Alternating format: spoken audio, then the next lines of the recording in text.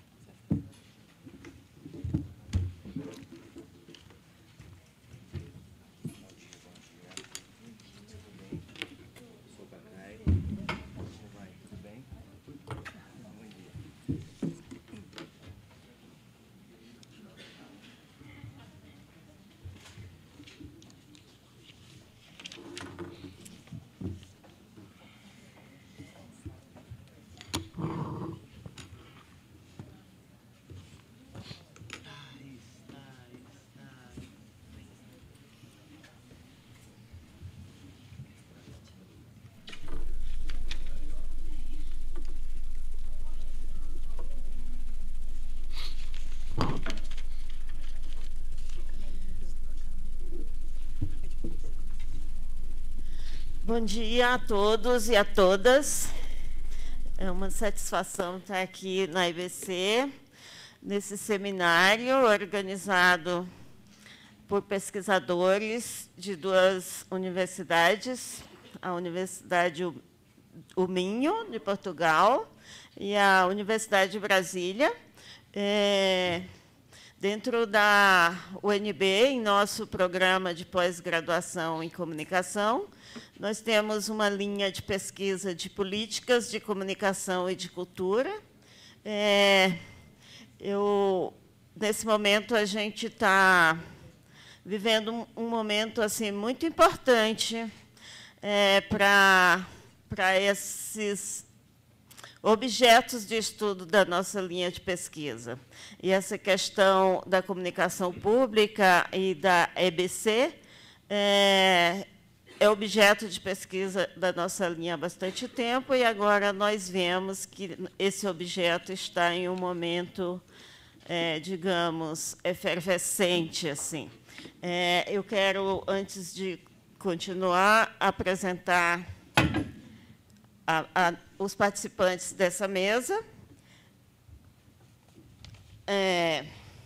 Em primeiro lugar, eu quero apresentar a Thais Ladeira. Ela é radialista, com muita experiência na área de comunicação comunitária, de rádios comunitárias, e ela foi gerente, até recentemente, das rádios aqui da EBC, e foi exonerada há pouco tempo dessa função. Ao meu lado aqui temos a Flávia Rocha. Flávia Rocha é pesquisadora, fez mestrado na Universidade de Brasília, trabalhando com o tema da coprodução no cinema, coprodução internacional, e atualmente ela faz doutorado e está trabalhando, aprofundando suas pesquisas nesse tema, agora trabalhando como se dão as coproduções internacionais no Brasil e na Argentina, uma espécie de estudo comparado, de certa forma. E aqui temos Cacai Nunes, violeiro e compositor pernambucano. Então, eu queria, antes de passar a palavra para a Thais, dizer que eu tenho acompanhado e participado de um grupo que está organizado aqui junto à ocupação da Funarte, que vem de uma outra luta em defesa do Ministério da Cultura e da preservação das políticas culturais nesse momento político que a gente está vivendo, em que temos um governo interino. E junto a essa ocupação, tem também um grupo de audiovisual, e nós estamos discutindo e lutando pela comunicação pública nesse momento em que ela se encontra ameaçada, pelo menos é o que a gente vem acompanhando. Como nessa nossa linha de estudos, a gente tem duas linhas teóricas de pesquisa que a gente vem trabalhando muito dentro desses dois referenciais teóricos. Um deles é os estudos culturais e outro é a economia política da comunicação e da cultura. E eu acho que esse momento que a gente está vivendo, essas duas linhas teóricas têm um aporte significativo.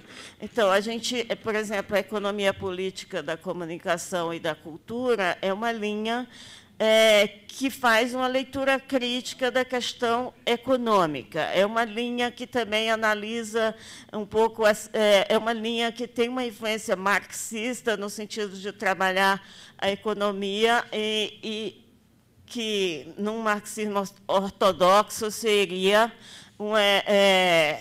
a base da sociedade, a estrutura, o que estrutura a sociedade, e a superestrutura, onde estariam a cultura, a comunicação, etc.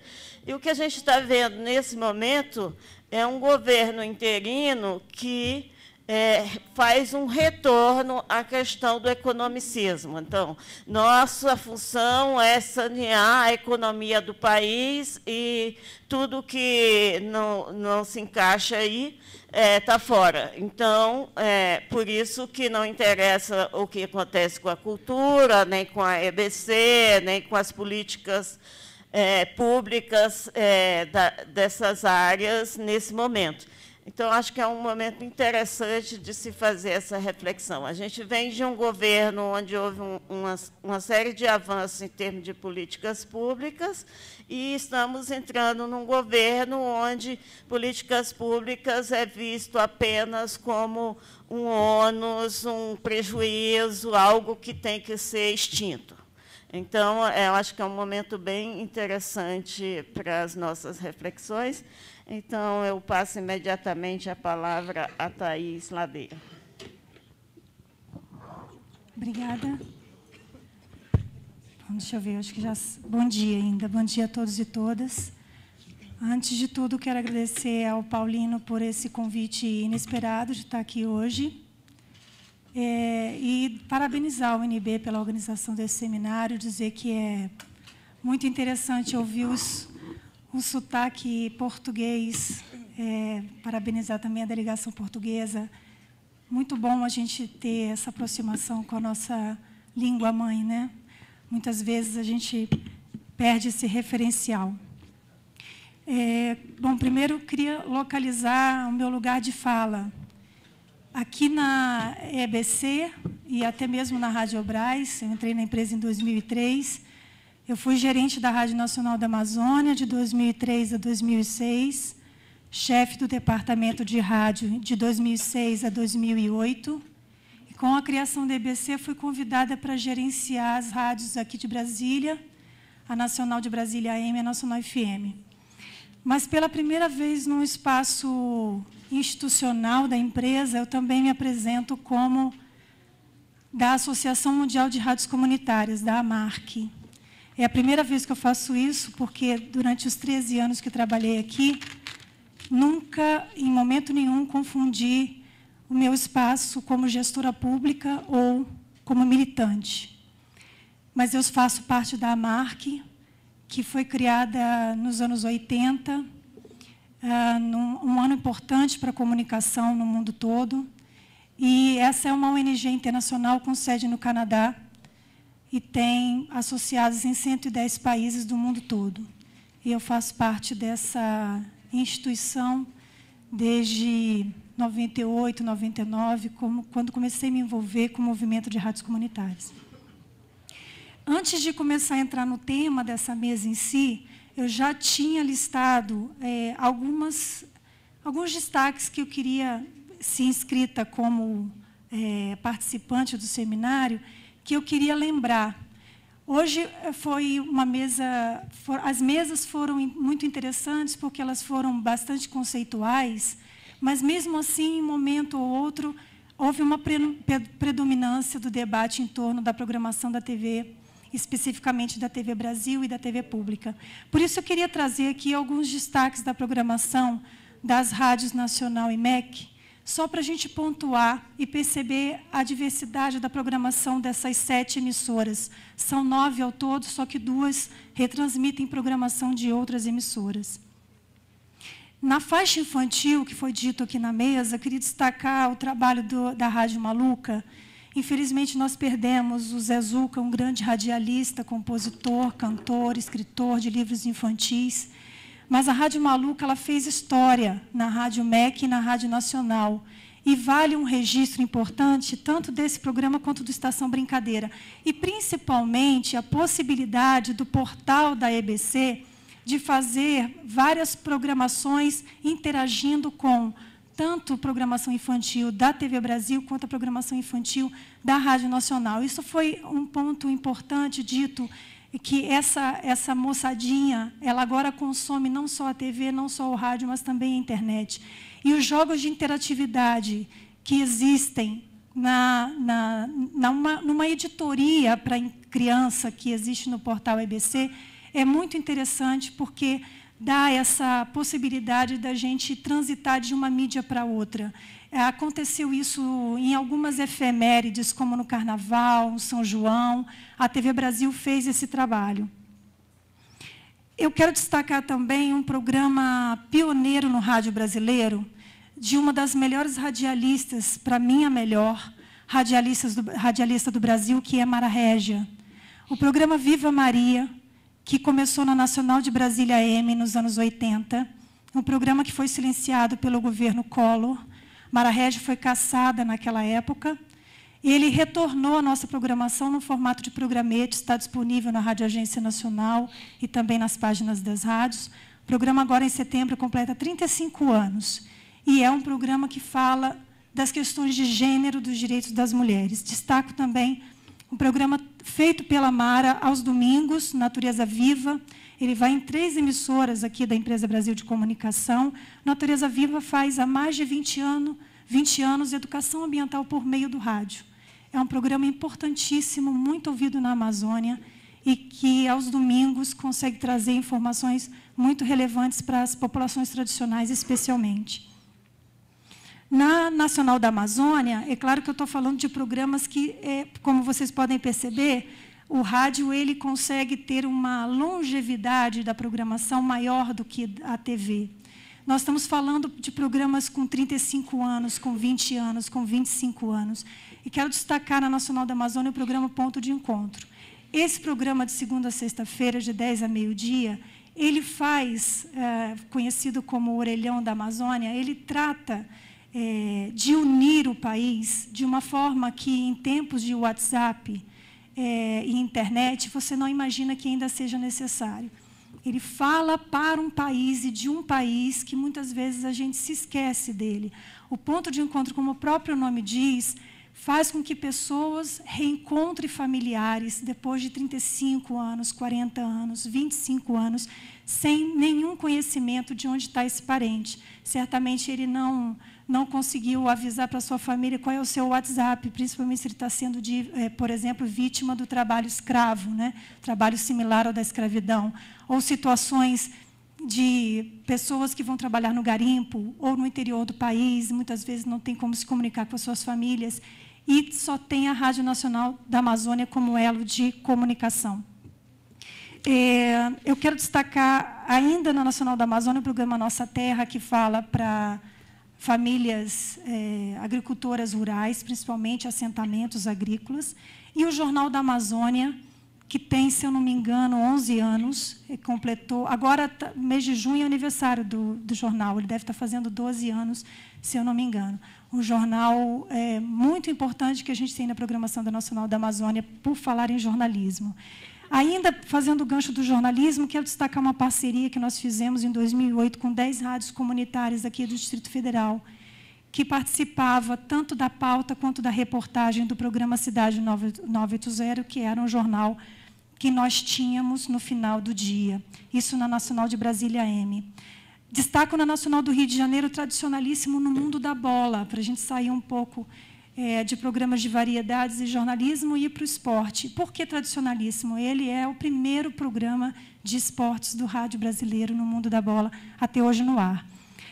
E aí, para entrar nesse âmbito da cultura, na Nacional FM, fazendo aí até uma homenagem aos nossos compatriotas, nós temos um programa muito legal chamado Tanto Mar. E é um programa de músicas de língua portuguesa. Então, todos os países de língua portuguesa são retratados, são mostrados nesse programa, que destaca um grupo de Cabo Verde, ou de Angola, ou Moçambique, ou de Portugal. E tem rock em Portugal, viu, gente? Tem rock, tem muita coisa além do fado, tem tudo, todos os estilos musicais. E o programa Tanto Mar, semanal, muito bem feito pela nossa querida Jussara Mendonça, ele destaca essas músicas. Programa Nossa América, programa Música do Mundo. Eu destaquei esses 3 programas, o Nossa América, obviamente, de países latino-americanos, e o Música do Mundo é exatamente essa faixa que nós colocamos para criar essa diversidade. Alguém disse aqui, se eu não me engano, foi o professor da UNB, que as rádios nacional tocam música popular brasileira. É verdade, eles tocam quase que exclusivamente música popular brasileira. E esses programas são exatamente aqueles que trazem um pouco dessa música internacional, mas não a música internacional entendida exclusivamente como a música norte-americana. A música internacional, a latino-americana, de países de língua portuguesa, a música do mundo. A Nacional FM toca músicas árabes, asiáticas, enfim, bastante diverso. Lembrando, o nosso querido Márcio Lacombe continua com o projeto do Memória Musical. Nós perdemos, alguns anos atrás, a nossa querida Bia Reis, e ele é o fundador criador desse programa Memória Musical, e ele segue com o programa. E em destaque o Projeto Brasília, porque esse programa, o Projeto Brasília, traz exatamente os artistas, compositores, os grupos aqui de Brasília para dentro da grade da Nacional de Brasília. Eu tenho pouquíssimo tempo para finalizar, mas eu gostaria de prestar uma homenagem a 3 aniversariantes nesse ano de 2016. 80 anos da Nacional do Rio de Janeiro, 12 de setembro. 40 anos da Nacional FM, em agosto. 10 anos em dezembro da Rádio Nacional do Alto Solimões, uma emissora que fica em Tabatinga e que a gestão do Eugênio Butti recuperou, na época, em parceria com o Ministério da Integração Nacional. Foram muitos projetos e alguns deles a gente se orgulha muito. Daqui a pouco, eu vim para a mesa, na verdade, porque não foi possível que os nossos parceiros da Ceilândia chegassem até aqui. Eu estou falando da equipe do pessoal da Ação Periferia, um programa que entrou na grade da Nacional de Brasília AM por meio de um colóquio realizado com a sociedade aqui do Distrito Federal em 2008. E, em 2009, eles apresentaram uma proposta muito tímida, nunca tinham feito rádio, mas tinham um profundo conhecimento da cultura da periferia. E nós colocamos esse programa no ar. Ele, nesse momento, no ano passado, ele teve problemas de renovação, é um acordo de cooperação técnica, por conta de cortes no orçamento da empresa, mas o Ação Periferia é um exemplo claro de como a gente, mesmo que a EBC tenha sofisticado essa questão da parceria por meio do banco de projetos, mas encher esse auditório de pessoas da sociedade que queiram fazer rádio de uma maneira desburocratizada, simples. Foi assim que o Ação Periferia veio para a grade. E assim outros programas também poderiam vir para a grade. Então, olhando para frente, eu acredito que retomar ações como os colóquios de parcerias, fortalecer iniciativas como o Festival de Música da Nacional FM, que esse ano, em novembro, vai para a sua 8ª edição. fortalecer o sistema público de rádios, abrir de forma simples e desburocratizada a grade de programação da Rádio Nacional EMEC para a sociedade brasileira, são caminhos importantes para fortalecer qualquer gestão. Para finalizar, como esse é o mote do nosso encontro também, alguns professores falaram sobre isso, democratização da gestão, na minha opinião, não é necessariamente alternância de poder. Muitas vezes a gente acha que democratizar uma gestão é trocá-la. E nós estamos aqui falando do quão danoso é a instabilidade dos governos que estão, muitas vezes, à frente das emissoras públicas, sejam elas estaduais ou federal. Então, a gente precisa pensar mecanismos de blindagem, de proteção, de continuação de gestões que são, de forma abrupta, interrompidas por uma necessária, ou melhor, por uma necessidade de poder. Alternância de poder não é democratização de gestão, são coisas diferentes. Essa gestão da EBC, da Radiobras, tinha muito que avançar, mas já foi falado aqui, eu repito, melhorar não significa extinguir.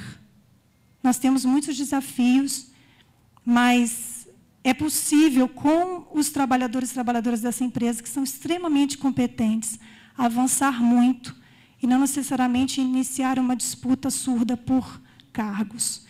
E, por falar em cargos, dizer a vocês que, depois de 13 anos de trabalho nessa empresa, de vários espaços que eu pude trabalhar com muito prazer e muita dedicação, há 3 semanas fui exonerada, fui a 3ª portaria de 50, não sei porquê, na verdade, estou esperando até agora uma explicação para que tanta pressa para me tirar assim, porque eu não fui comunicada oficialmente. Então, fui comunicada pelos corredores, pela portaria publicada, e fui a 3ª. Então, fica aqui a reflexão, por que será que tiveram tanta pressa para finalizar uma gestão de 13 anos frente às rádios Nacional e MEC? Obrigada.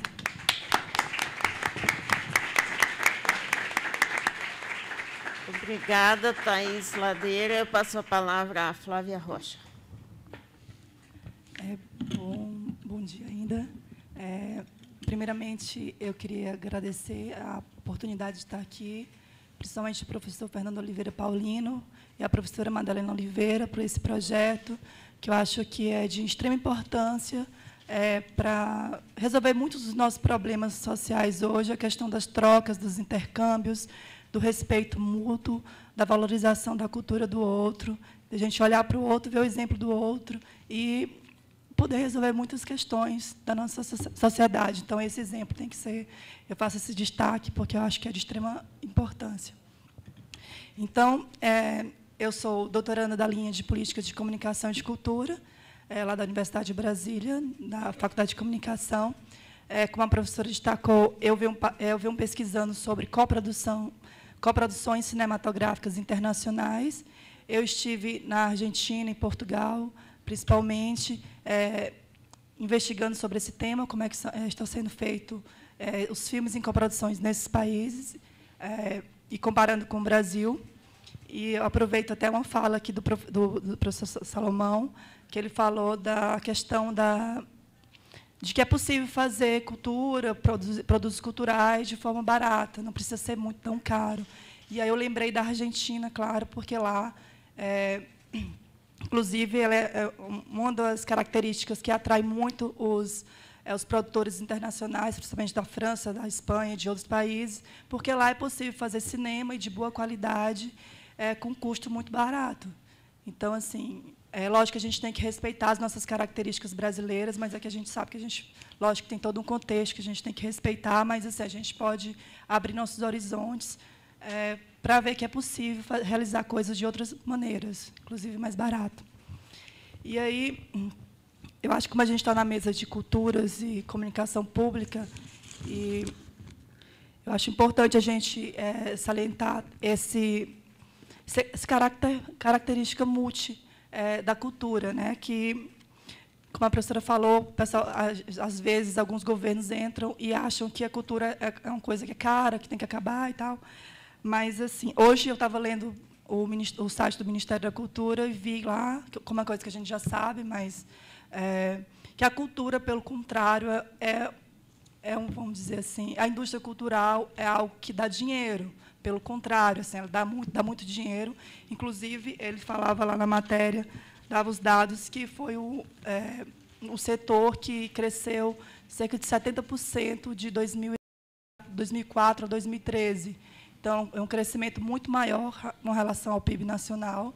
Então, assim, a gente tem que olhar, lógico, da importância do valor simbólico da cultura, de todas as suas nuances, mas também agregar esse valor econômico, né? Porque a cultura ela gera emprego, a gente pode utilizar muito bem, além de valorizar as culturas locais, motivar as diversidades culturais, como forma de emancipação do ser humano, mas também como forma de trabalhar com as economias locais, né? E eu acho que, assim, esse meu tema, quando eu estou estudando a coprodução cinematográfica internacional, a gente dá para fazer um diálogo com muitas outras formas de cultura, né?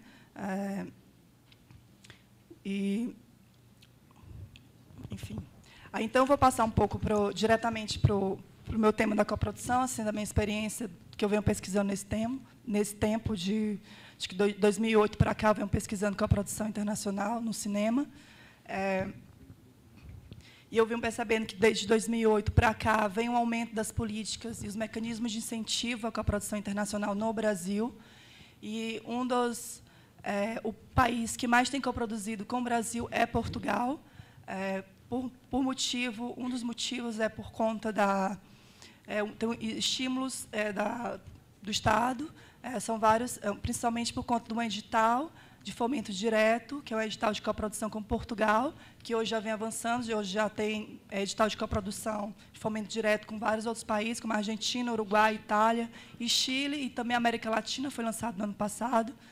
Então, assim, por conta desse edital, principalmente, os produtores independentes têm sido mais viáveis que suas obras sejam realizadas. Então, assim, de 2005 a 2014, foram realizados 25 filmes de longa-metragem com Portugal. E importante para a gente mostrar, assim, a gente está trazendo aqui o contexto de Portugal, porque eu estive lá e a gente está aqui numa mesa com os portugueses, mas isso também pode ser ampliado para muitos outros países, não só países, mas as coproduções. A gente faz questão de destacar também a importância das coproduções, também as coproduções regionais, para que os estados as cidades possam estar trocando mais experiências na área da cultura, e também a coprodução entre produtores independentes e televisão pública, não é? Então, assim, no caso do Brasil, a gente tem, além desses editais de fomento direto de coprodução, a gente tem acordos bilaterais e multilaterais com 11 países. O Brasil é um dos financiadores do programa Ibermédia, que é um programa que tem o objetivo de promover as cinematografias locais, e 18 países, entre eles o Brasil, são financiadores de um fundo do programa Ibermédia, que tem sido muito importante para que sejam realizados filmes independentes nesses países, na Iberoamérica. E, no caso, o Brasil é o segundo maior financiador do Ibermédia, ficando atrás apenas da Espanha, que é o país sede do programa. E, assim, aí, depois de Portugal, o país que o Brasil mais vem coproduzindo é a Argentina, França e depois Espanha, assim, no período de 2005 a 2014.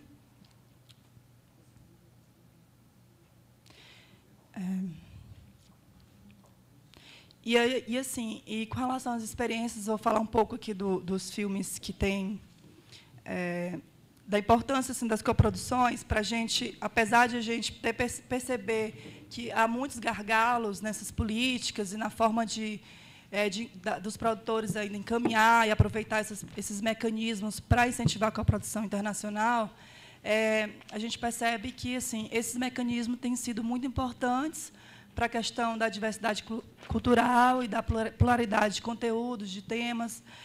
No caso dos filmes realizados entre Brasil e Portugal, um dos temas que tem sido bastante colocados são temas históricos e temas também questão de adaptações literárias. No caso, a gente tem a adaptação literária de livro do Jorge Amado, essa de Queiroz, José Saramago, além de documentários, né?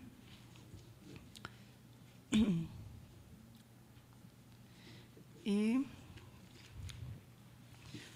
assim, acho que... Está com tempo? Acho que vou me preparar aqui para finalizar a minha fala. 2 minutos. Certo.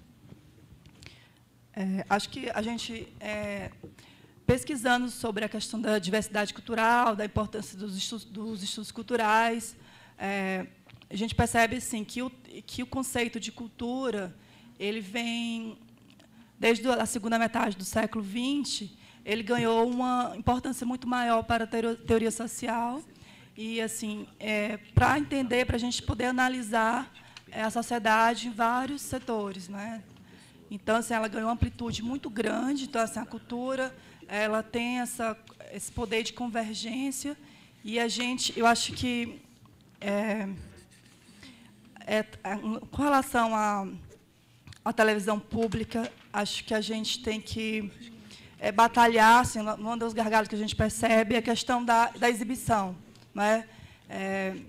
Então, assim, muitos filmes são realizados com dinheiro público, através desses mecanismos, filmes de produtores independentes, mas muitos filmes não chegam à exibição por conta do contexto que a gente sabe que hoje, na indústria cinematográfica do mundo, é hegemônica de produções hollywoodianas. Então, assim... Então, as coproduções cinematográficas internacionais têm importância muito grande para poder facilitar com que essas obras sejam mais vistas, né, para que elas possam usufruir dos subsídios dos outros governos, para que os outros coprodutores possam ajudar também no financiamento dessas obras. Enfim, para colaborar também com o crescimento, desenvolvimento do fazer filmes, a importância das trocas culturais, a importância da gente estar mostrando mais coisas, né, para a gente sair do nosso próprio umbigo, a gente poder olhar mais. Então, a cooperação internacional tem essa grande importância, apesar de ter alguns problemas e dificuldades e algumas críticas com relação a isso, principalmente no caso cubano, porque alguns países entendem e algumas cinematografias locais entendem, às vezes, tem uma crítica também, que é com relação ao poder econômico tá indo além das necessidades dos interesses culturais locais. Mas, assim, de modo geral, a gente pode dizer que as cooperações internacionais ela tem muito a contribuir, e a gente pode trazer esse conceito para muitas outras esferas, né, para a gente tentar entender, coproduzir não só internacional, como eu falei, mas coproduzir entre as regiões, aumentar, estimular para que as expressões culturais possam ter poder, maior poder, né, de produção, e estimular os produtores locais, incentivar as culturas locais, as economias locais, especializar as mãos de obras na área do cinema e de outras áreas também. E eu acho que é isso. Eu acho, assim, só para finalizar, como a professora Sara também falou, aqui numa das primeiras mesas, a professora de Portugal, Sara Pereira, falou da questão de não só apenas garantir o consumo de obras diferenciadas, mas também o acesso aos meios de produção. Então, assim, essa é a grande importância da gente estar trabalhando aqui a questão da diversidade cultural, também a importância da gente promover esses mecanismos que realmente viabilizem os meios de produção para que não fique apenas no poder de algumas poucas pessoas. Então, é crucial a gente estar sempre trabalhando, desenvolvendo essas ferramentas que já existem, criando novas ferramentas para que a gente possa promover e criar novas linguagens audiovisuais, novas formas de contar histórias, e que nesses filmes não apenas a gente possa ter pessoas falando sobre os índios, pessoas falando sobre os negros, sobre os gays, enfim, sobre os gêneros, mas que essas pessoas elas estejam realmente produzindo também. Então, isso é crucial para a gente possa criar essas novas linguagens que dê conta do nosso contexto contemporâneo, das novas questões que a nossa sociedade exige hoje. Então, assim, não é mais possível a gente estar numa sociedade que tem apenas uma cultura hegemônica, que a sociedade hoje não permite. Então, assim, é uma coisa que a gente se preocupa, mas, ao mesmo tempo, a gente sabe que a sociedade, por ela mesma, ela não vai mais aceitar isso, não aceita mais apenas um tipo de informação hegemônica, uma forma, um padrão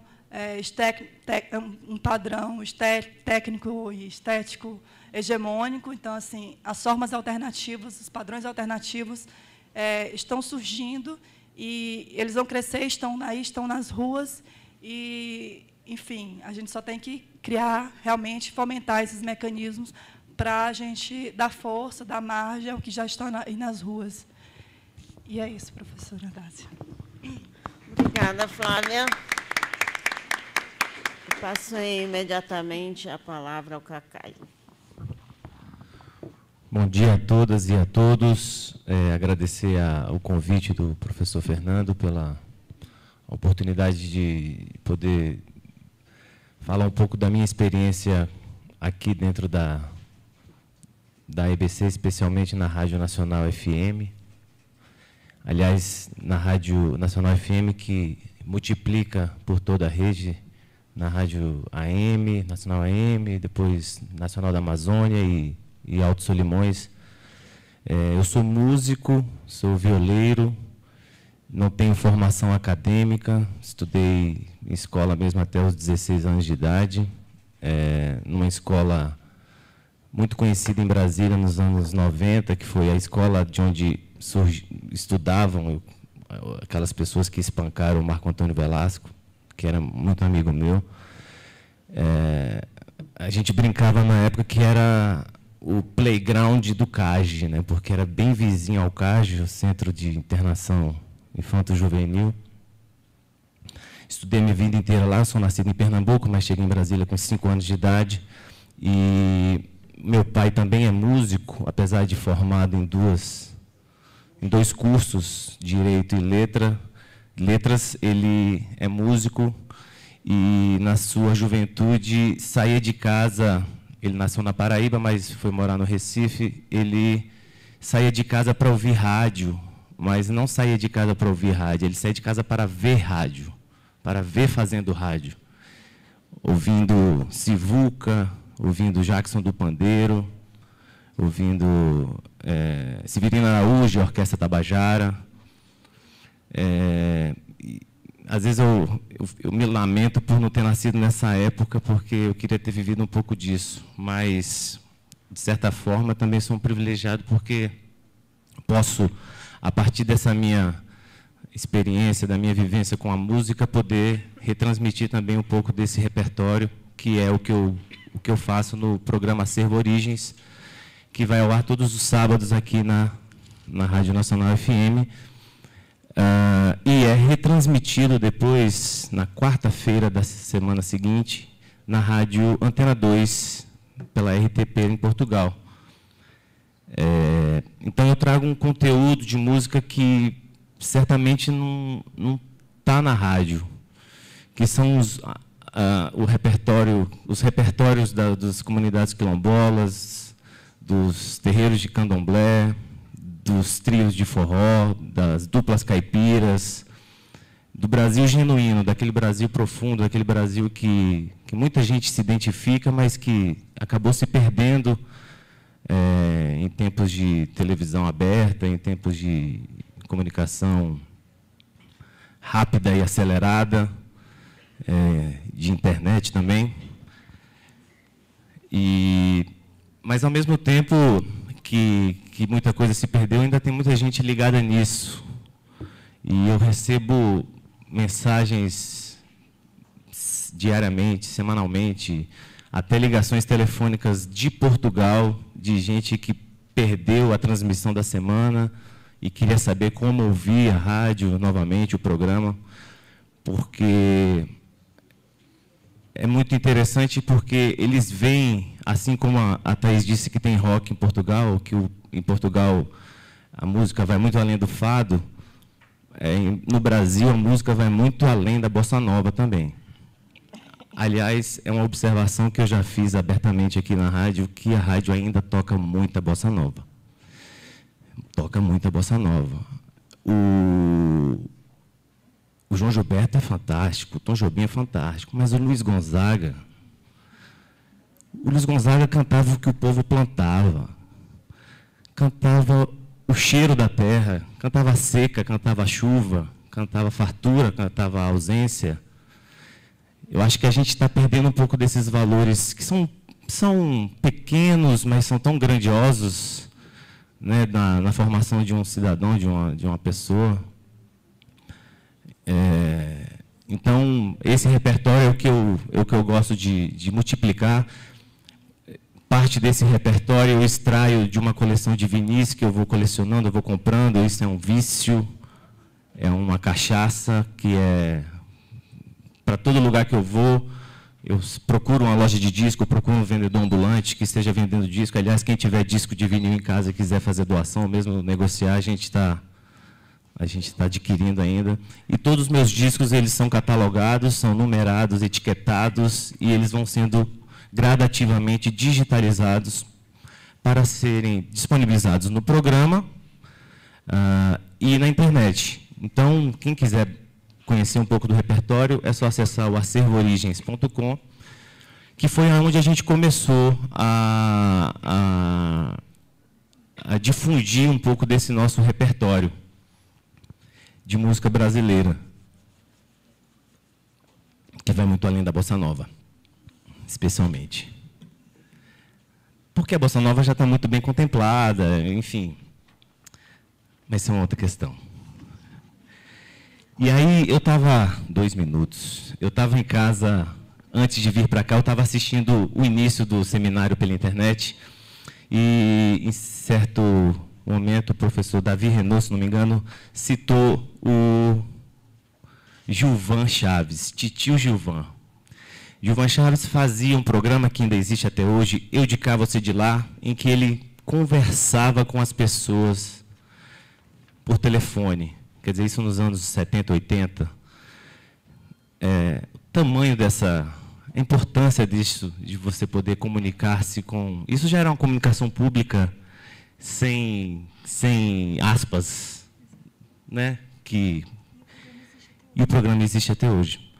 Eu de Cá, Você de Lá. É uma ideia fantástica. Ele trazia as pessoas para, enfim, falar como é que está a vivência dele ali na terra, no chão, no barro, né? Eu sou muito apegado a isso. Hoje eu moro na roça, numa chácara em Sobradinho, então estou cada vez mais valorizando o plantar do feijão, a colheita do feijão. O feijão está caro, né? Eu estou plantando feijão também. Bom, eu vou encerrar. Há 2 semanas atrás, a gente estava produzindo um programa, e no meio desse turbilhão do que aconteceu aqui na EBC,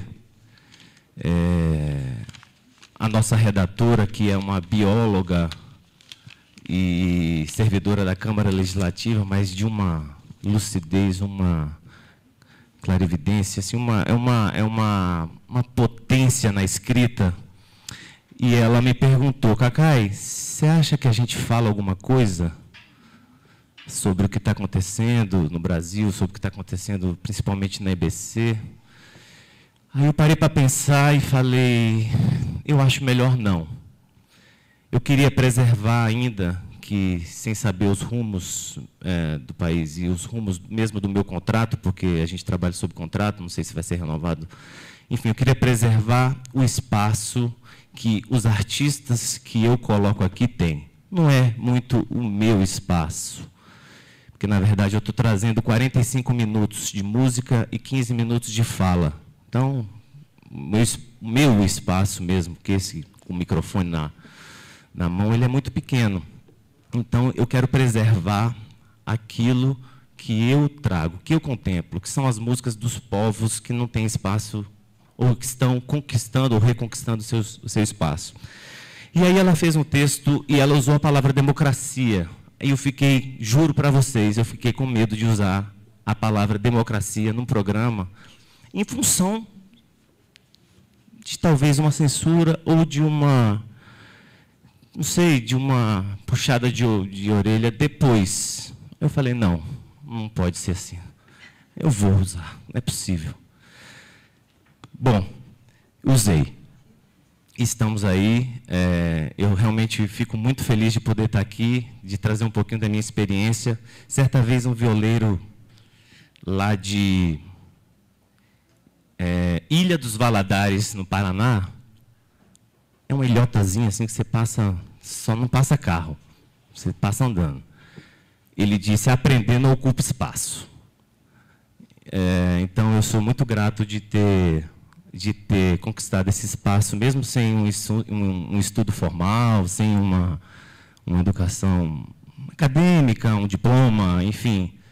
Eu sou muito feliz mesmo por ter esse espaço aqui. Espero que a gente possa fortalecer esse vínculo de comunicação pública, trazendo os nossos povos, as nossas verdades aqui. Obrigado.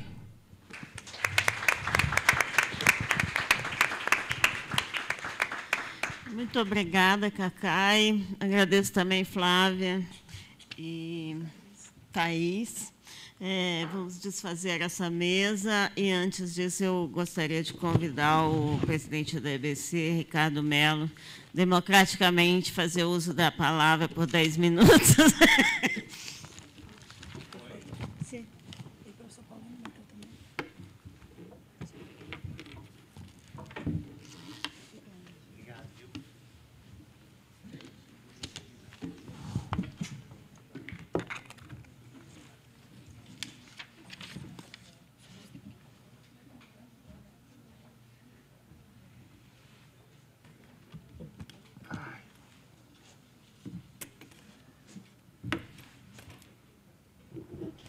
Bom, primeiro eu queria agradecer ao professor Fernando Paulino, que está ali atrás, meio escondido, pela oportunidade de... está ali daquele lado. Oportunidade de participar desse seminário. Queria agradecer ao NB e queria falar poucas palavras, porque ultimamente a gente tem ouvido muita coisa, né? É muita comissão de ética, é muito comissão de impeachment, comissão disso, daquilo. Então, data vênia, eu peço a vocês, você entende, o direito de falar pouco. Tá bom? E pelo que eu recebi aqui da pauta desse seminário, quer dizer, eu teria que falar sobre os desafios da gestão da EBC. Um dos primeiros, eu gostaria de dizer, é conseguir dormir às 3 da manhã, acordar às 7 e ainda chegar atrasado no seminário. Porque tem sido dias muito difíceis, muito complicados, muito turbulentos. E um dos primeiros desafios é você ter, você entende, essa convicção para poder tocar para frente um projeto que realmente é uma das grandes iniciativas que a democracia brasileira conseguiu realizar. E eu queria dizer, primeiro, o seguinte: o grande desafio que eu vejo para a EBC, para a construção da comunicação pública no Brasil, é a gente conseguir combinar autonomia editorial com independência financeira. Não existe uma empresa pública de comunicação que consiga sobreviver enquanto uma comunicação diversa, plural, crítica, independente, isenta, se ela não tiver autonomia financeira para custear as suas necessidades. Porque, senão, sempre ela vai ficar refém do governo de plantão. Essa é a grande questão.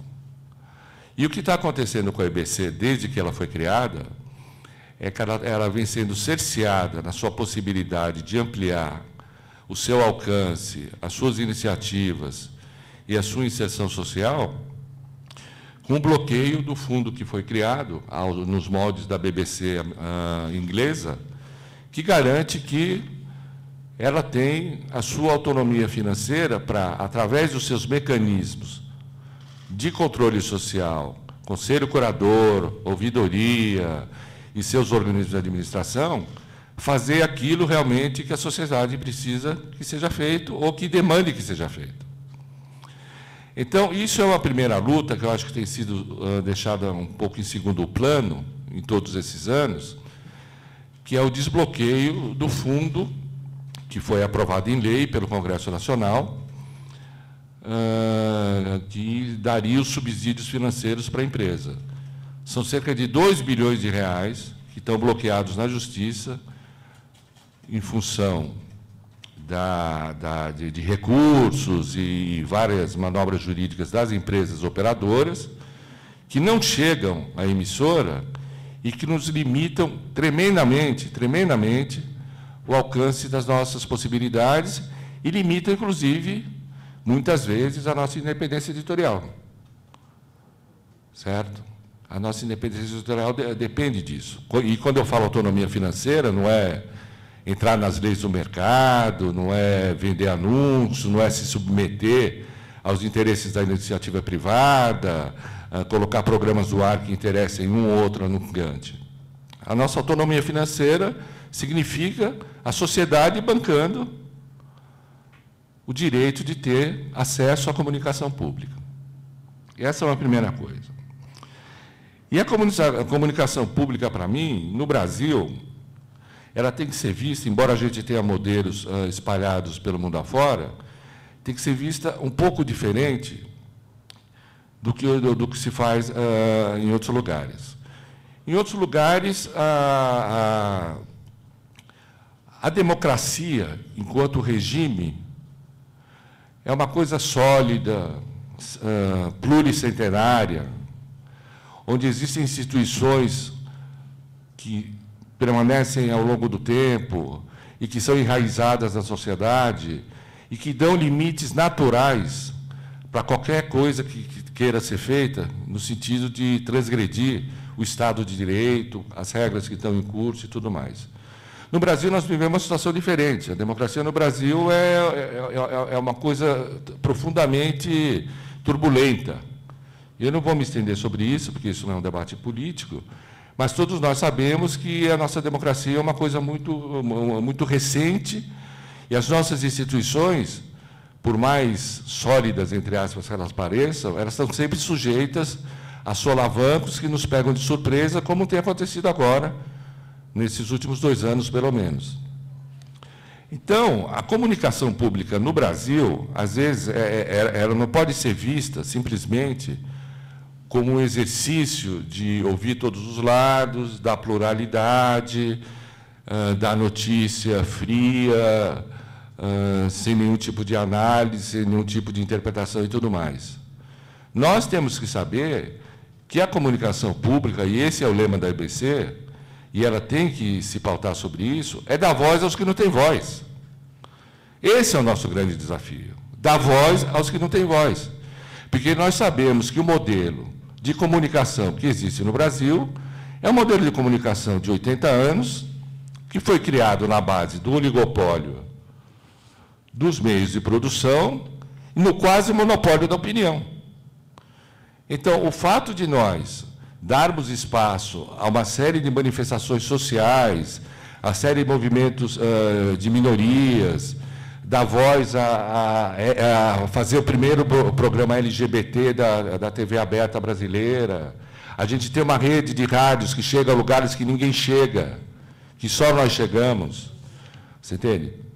Investir dinheiro em programas que, aparentemente, na grande mídia não tem nenhuma importância, mas que refletem os movimentos sociais, que refletem os movimentos minoritários, que refletem o coletivo das mulheres, que refletem, enfim, o movimento dos negros, o movimento de acessibilidade. Bom, tudo isso faz parte do papel da comunicação pública. Então, não esperem, na gestão da EBC, pelo menos enquanto estiver sob minha presidência, que a gente tenha uma comunicação numa falsa isenção. Não terá uma falsa isenção. era dar a voz a quem precisa ter voz. E não tem voz graças ao modelo de comunicação que foi criado no Brasil, ao qual eu não faço nenhuma crítica. Essas pessoas, esses grupos, eles simplesmente ocuparam o espaço que foi o espaço que foi lhes dado pelas legislações anteriores, pela dinâmica política que o país teve. O que a gente reivindica é que nós tenhamos o nosso espaço de comunicação pública, como está previsto na Constituição de 88, onde está lá sacramentado que existem 3 esferas: comunicação pública, comunicação privada e comunicação estatal. E simplesmente o que nós queremos é isso, ocupar esse espaço de comunicação pública e com o apoio da sociedade, porque de nada adianta a gente fazer uma comunicação pública que nós achamos maravilhosa. Todos nós aqui nos reunimos, olha, fizemos um programa do caramba, você entende? Não sei o quê, e coisa e tal, tal coisa. Nós precisamos que a sociedade se mobilize em defesa desse projeto.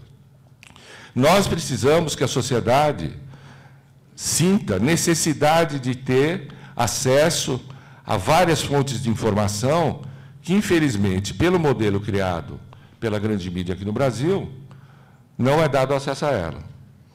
Então, isso é o desafio da gestão, e é por isso, aliás, que a lei prevê que os mandatos do presidente da IBC e os mandatos dos governos de plantão, dos governos institucionais, eles não coincidam, para que haja justamente essa possibilidade de independência e de a sociedade poder fazer a pauta da comunicação pública, e não o governo que está de plantão fazer a pauta que ele acha que deve ser a comunicação pública do ponto de vista dos seus interesses particulares e tudo mais.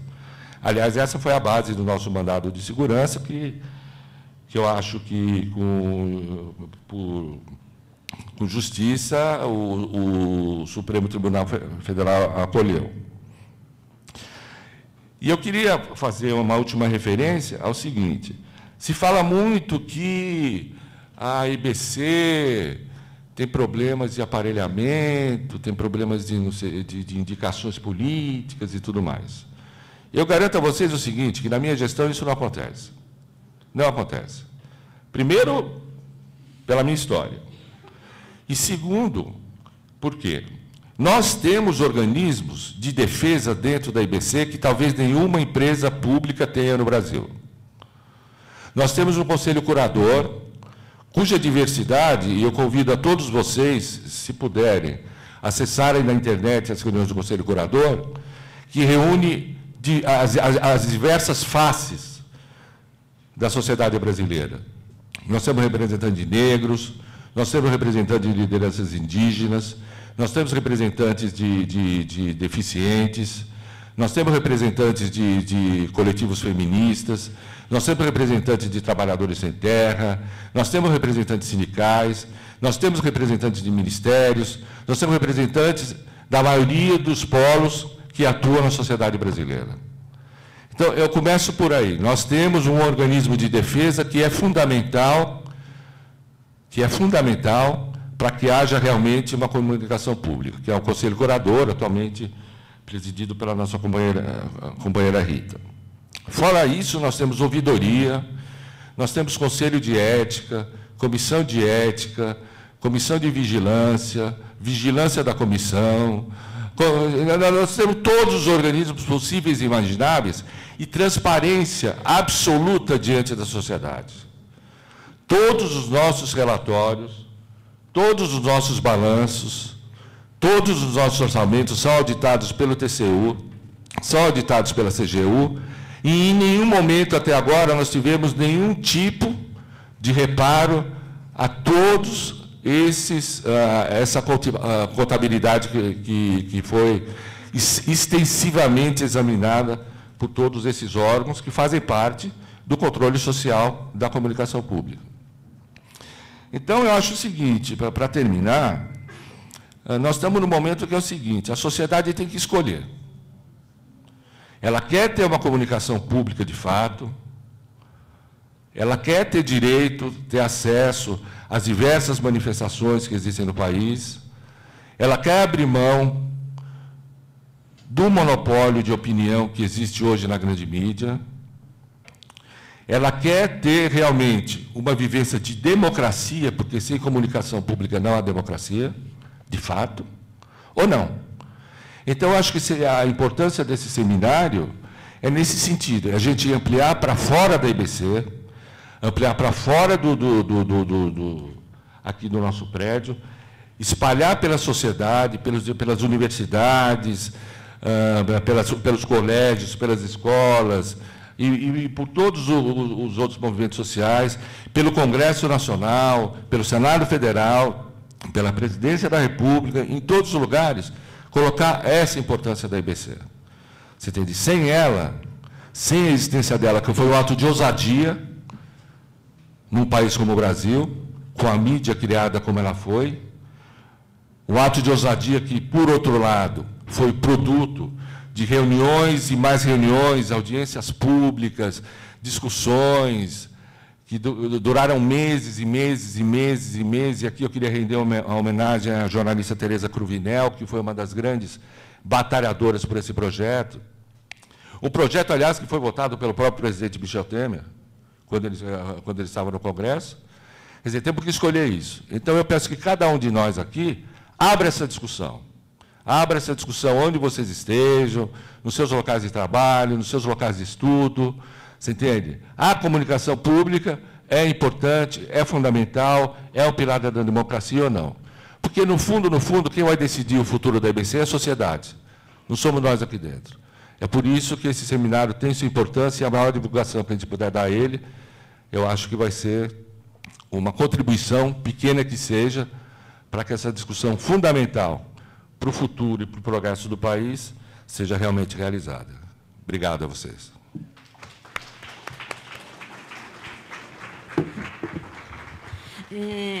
Ricardo, se você puder, me permite, a sociedade manda perguntar uma coisa aqui. A opinião dele. A gente quer saber, talvez seja mais um desafio, né? Como que a produção independente pode estar mais presente nesses canais da EBC, principalmente em termos de TV Brasil. Agora, por exemplo, a gente teve 2 editais para produção de conteúdo para TVs públicas, com recurso do Fundo Setorial do Audiovisual. Então, a sociedade espera que a produção independente tenha mais possibilidade de participar, que toda vez que a EBC, que a TV Brasil precisar de comprar conteúdo, que haja de trazer conteúdo que não seja de produção própria, porque esse modelo de produz tudo que veicula é o modelo da Globo, por exemplo, da comunicação privada. Então, a EBC não necessariamente precisa produzir tudo que ela veicula. Então, se ela necessita de buscar conteúdo independente, que haja edital. Então, uma sugestão que eu estou trazendo, e não é pessoal, dos cineastas independentes, dos produtores independentes de cultura desse país, acho. Posso falar um minutinho? Claro. Não, é o seguinte, a gente tem vários mecanismos de intercâmbio com a produção independente, que estão previstos na legislação da EBC, no regimento e tudo mais. Tanto na relação direta com Ancine, Fundo Audiovisual e assim por diante, como aqueles chamados editais de pitching. Eu confesso a você que eu não sou um especialista no assunto. Mas, por exemplo, a gente tem vários editais de pitching, que são aqueles programas que os produtores independentes apresentam suas propostas, que são enquadradas dentro das restrições e dos limites orçamentários da empresa, e esses editais são analisados por uma comissão, e depois eles são encaminhados. Infelizmente, nesse momento de turbulência que nós estamos vivendo dentro da empresa, vários desses editais estão parados. Mas a ideia da minha gestão é a gente rapidamente recuperar esse processo. E tudo, quer dizer, a maioria dos programas sendo feito por edital. Sendo feito por edital, com colaboração da produção independente, porque isso não só é um canal para que as diversas manifestações e os diversos tipos de expressão tenham um lugar para ser veiculado, como também é um elemento de barateamento de custo. De barateamento de custo. Você entende? A gente não tem condições de ter uma emissora com os recursos de uma Rede Globo, do SBT, de uma Record. Então, esse barateamento de custo, junto com a possibilidade de fazer essa produção independente crescer, fluir, evoluir, é uma coisa que eu pretendo, sinceramente, também deslanchar aqui dentro da empresa, além de outras tantas prioridades que vêm sendo discutidas e tudo mais. Tá bom? É um compromisso meu, publicamente, para vocês, tá? Da gente disparar e fazer tirar da gaveta esses processos que estão parados em função dessas dificuldades administrativas que a gente tem vivido nesse momento. Tá bom? Muito obrigada. Obrigado por você. Eu queria convidar o professor Fernando Paulino e o professor Luiz Santos para a mesa final. Posso levantar? A sociedade agradece. Um beijo na sociedade. Comunicação tem que ser pública. Comunicação é democrática. Comunicação tem que ser pública. Comunicação é democrática. Comunicação tem que ser pública. Comunicação é democrática. Comunicação tem que ser pública. Comunicação é democrática. Comunicação tem que ser pública. Comunicação é democrática. Comunicação tem que ser pública. Comunicação é democrática. Temer não! Comunicação! Temer não!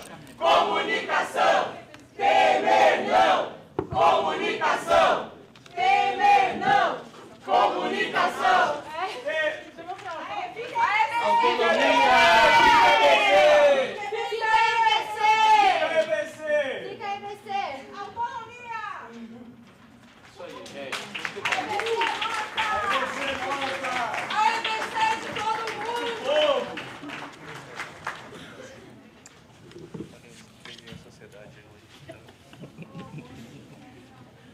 Dá um beijo na sociedade. Bom. Só os dois. Eu e você. Bom, dando sequência ao nosso seminário e agradecendo pelas falas anteriores, a gente chega à mesa final, cujo título é Propostas e Perspectivas Futuras para a Comunicação Pública no Brasil e em Portugal. Agradeço a presença do professor Luiz Santos aqui. A professora Lisiane teve que se ausentar, mas nossa ideia é, também dando sequência a algumas das propostas que surgiram por meio dos cartazes, sistematizar algumas ideias que podem ser apresentadas oralmente ou encaminhadas para o e-mail facfac@onb.br. Então, aquelas pessoas, especialmente que estão acompanhando esse seminário no Rio, em São Paulo ou no Maranhão, podem interagir com a gente pelo fac@onb.br, e os internautas também que acompanham pelo portal do Conselho Curador têm essa possibilidade. Agora, claro que os presentes aqui no Espaço Cultural da EBC têm, além da possibilidade de enviar suas sugestões por e-mail, que serão sistematizadas depois, apresentar suas ideias, propostas, oralmente, aqui utilizando estes... Quantos microfones que nós temos, Luiz? Aqui, 6 microfones à nossa disposição, até o período das 13 horas, que tinha sido o momento determinado para o encerramento das nossas atividades. Pergunto se alguém se disporia a fazer esta primeira intervenção, senão eu pediria licença para fazer um pedido, então, a vocês, que era convidar o professor Murilo para vir até aqui fazer parte da mesa e, eventualmente, sentir à vontade, professor, fazer uma primeira intervenção com propostas de perspectivas futuras para a comunicação pública no Brasil e em Portugal. E pediria também uma salva de palmas ao nosso querido professor Murilo Ramos, pessoa que acompanhou e acompanha essa conexão entre comunicação pública, o conhecimento, a ciência e a tecnologia, que tem sempre muito a nos dizer. Professor, é sempre uma honra contar com o senhor em atividades como essa, o senhor sabe disso. Então, já lhe passo a palavra, se o senhor quiser falar sentado ou em pé, como se sentir melhor.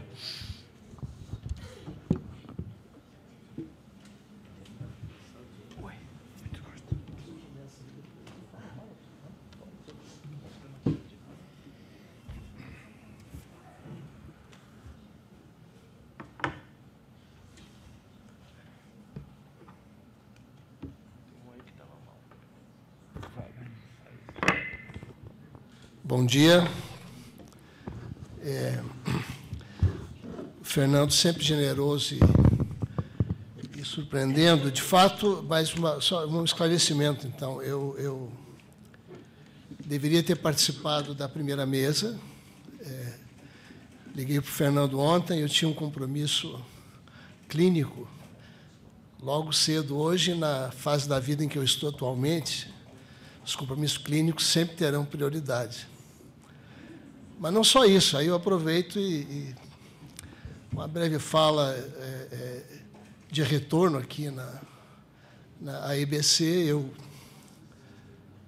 fui membro do Conselho Curador por 5 anos, até o ano passado. Então, eu frequentei esse ambiente, frequentei essa sala em reuniões. Então, o cuidado clínico, e eu digo isso com muita seriedade, né?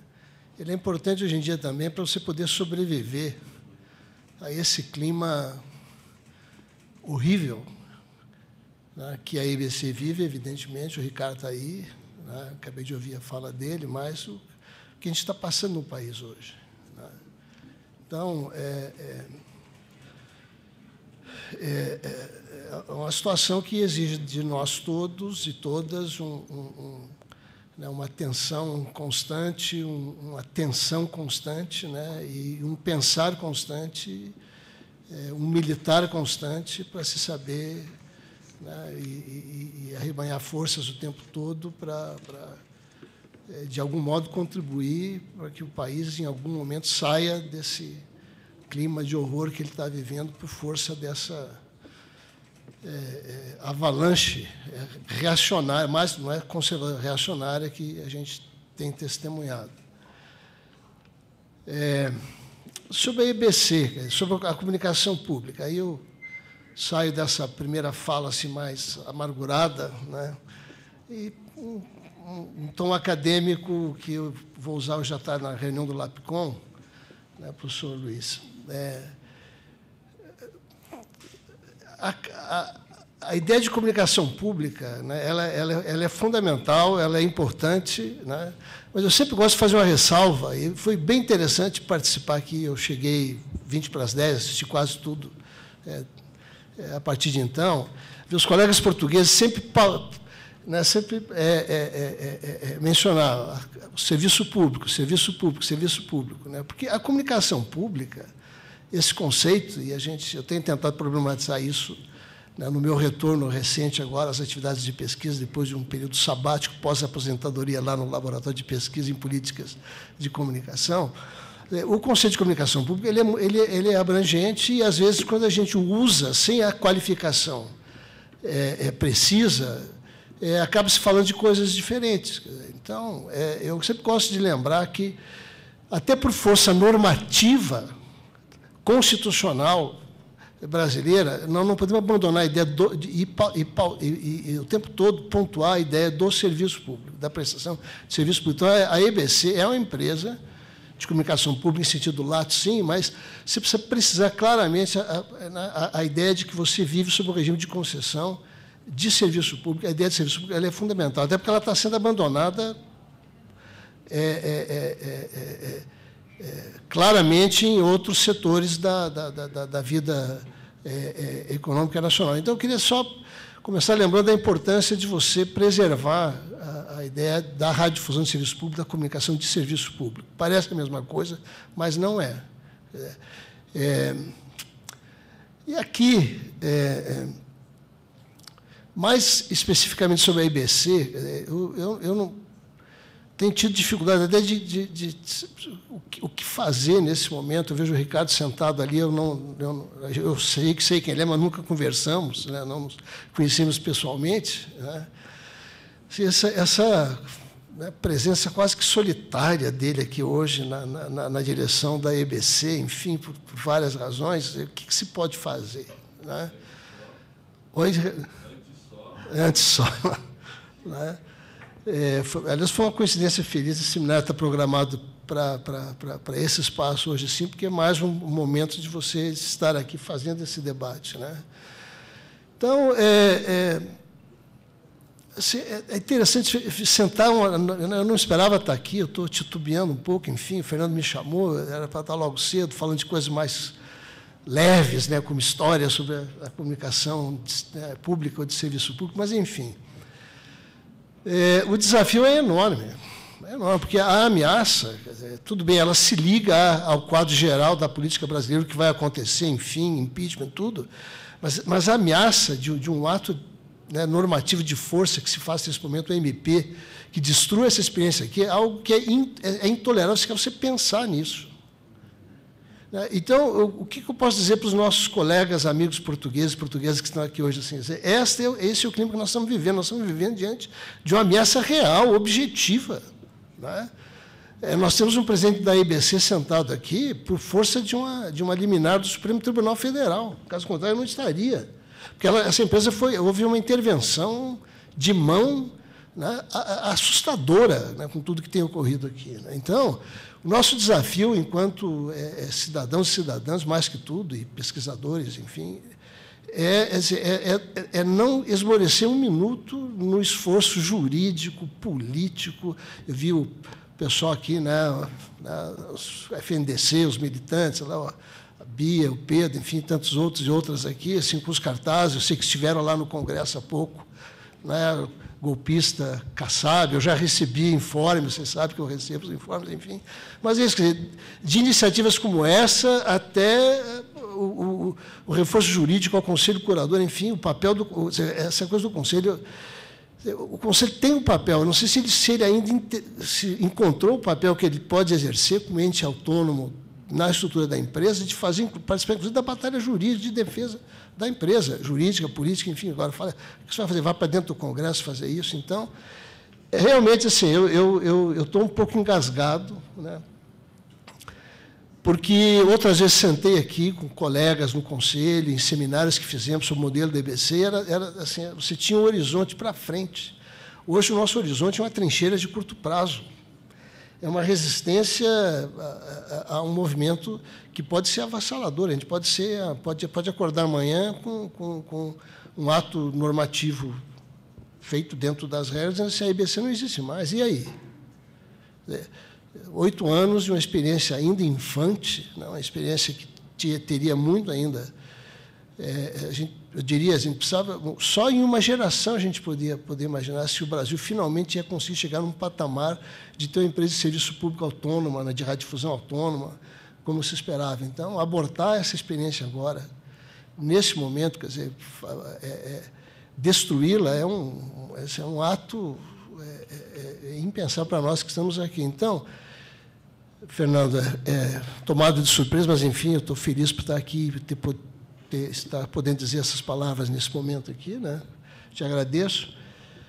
E futuro da comunicação para o Brasil e Portugal, eu estou ansioso para saber de Portugal, porque sobre o Brasil o que nós temos para dizer, viu, professor Luiz, é isso, assim, nós estamos todos estupefatos, atônitos, receosos, né, corajosos, espero, mas com muita dificuldade de saber o que se pode fazer para impedir um desastre iminente, que já, na prática, está ocorrendo já.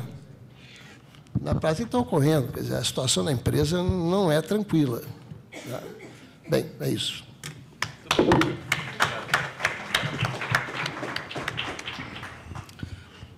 Muito obrigado. Eu não tenho uma mensagem tranquilizadora, nem creio que seja esse o meu papel aqui.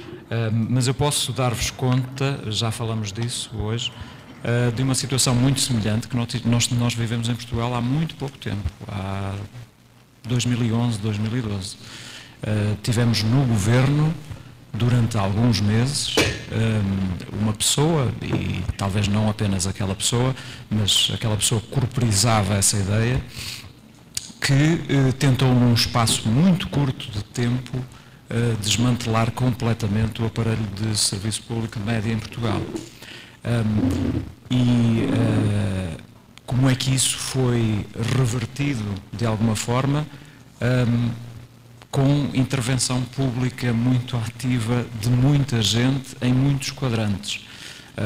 Nós na Universidade fizemos isso, fizemos de uma forma muito ativa, a Universidade do Minho em particular, e houve manifestações nas ruas, houve abaixo-assinados, houve petições, houve tudo isso, e houve manifestações naturalmente dentro da empresa e fora da empresa, e portanto houve uma espécie de um sentimento de revolta generalizado, que resultou, muitas destas batalhas terminam na praia, já ouvi aqui dizer hoje de manhã, essa não terminou na praia, essa o ministro saiu. Mas essa ideia da estabilidade, eu penso que também é quase inalcançável neste setor, porque vai haver sempre, e nós, por exemplo, no contexto europeu, somos muito pressionados por diretivas europeias a favor da concorrência, a favor de liberalização de mercados, e, portanto, há uma pressão muito grande para dar maior espaço, maior liberdade de atuação aos operadores privados em todos os países europeus. E isso pressiona. O caso britânico que se referiu aqui hoje é um caso exemplar. Até na Grã-Bretanha, até com a BBC, um governo conservador que conseguiu a reeleição, está a começar a... Foi comendo ao orçamento, e neste momento, com este livro branco, pelo menos segundo algumas opiniões, já está a comer, como se diz em português de Portugal, já está a comer no osso, não é? A carne toda já foi. E isso a BBC, digamos que é vista como o exemplo. Sempre que nós queremos defender alguma coisa em Portugal, na Espanha, na Itália, na França, dizemos, a BBC fez, a BBC está fazendo, não é? E se nós deixamos de ter esse farol lá na frente, para nós também é muito complicado. Portanto, a minha mensagem seria de que a batalha é permanente. Essa batalha, não, mesmo que aqui, eventualmente, os brasileiros encontrem uma forma de resolver este problema a contento, a batalha vai estar lá sempre, penso eu.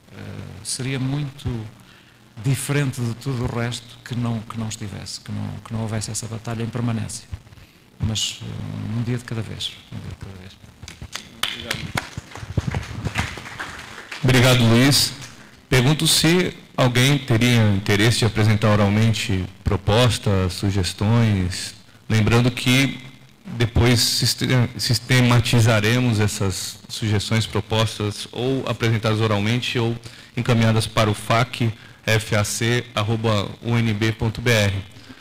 Parece que Marcos Urupá pediu a palavra, é isso, Marcos? Ou foi um movimento com a mão para falar aqui à frente? Então, Marcos Urupá, que é mestrando em comunicação, virá a seguir. E eu já aproveito a oportunidade, enquanto o Marcos se desloca, para fazer um agradecimento e pedir uma salva de palmas à Lisele Borges, que nos providenciou essa ponte com a IBC. Obrigado, Lisele. Marcos. Obrigado, professor. Primeiramente, parabenizar o UNB e a IBC por estar recebendo esse seminário. Eu acho que o momento está exigindo que a gente se aglutine e debata o futuro de uma empresa tão infante, como disse o professor Murilo, de apenas 8 anos, e que está sob risco. Eu queria só pontuar duas coisas. Primeiro, nós temos uma frente ampla de defesa da IBC, que envolve vários setores da sociedade, professores, e é necessário fortalecer essa rede. Convidamos a todos a integrá-la. Hoje, essa nossa manifestação também foi fruto da organização dessa rede. Outros processos estão em curso. E aos colegas de Portugal, nós queremos também passar esse recado. Aqui nós estamos organizados, mas ao mesmo tempo compreendendo que a conjuntura está colocando em risco uma experiência muito nova no Brasil. E o segundo momento, eu acho que, eu não sei como a EBC poderia se engajar mais nesse processo, mas de repente vendo aí e entendendo também o que está se passando por aqui, aí é uma proposta, professor Paulino, a gente criar espaços internos de debate sobre essa conjuntura que a gente está vivendo, né? Envolvendo os trabalhadores, envolvendo dentro da programação a possibilidade de debater de maneira dialética mesmo essas posições e, de repente, criar uma campanha de fortalecimento dessa empresa dentro dos seus próprios canais. Eu acho que é uma metalinguagem. A empresa falar da empresa, a empresa falar do quanto ela é importante para a sociedade, a empresa falar dentro dos seus veículos, rádio, TV, portal e agência, do quanto ela é necessária para o fortalecimento da democracia, para além de governos, mas acima de tudo da democracia. Então isso é fácil, isso não infringe a lei da EBC, isso não é proselitismo político, é o proselitismo institucional de uma própria empresa que é necessária para a sociedade. Então fica essa proposta da empresa criar dentro dos seus setores uma campanha de valorização da própria empresa enquanto algo recente e necessário para a nossa sociedade brasileira. Obrigado.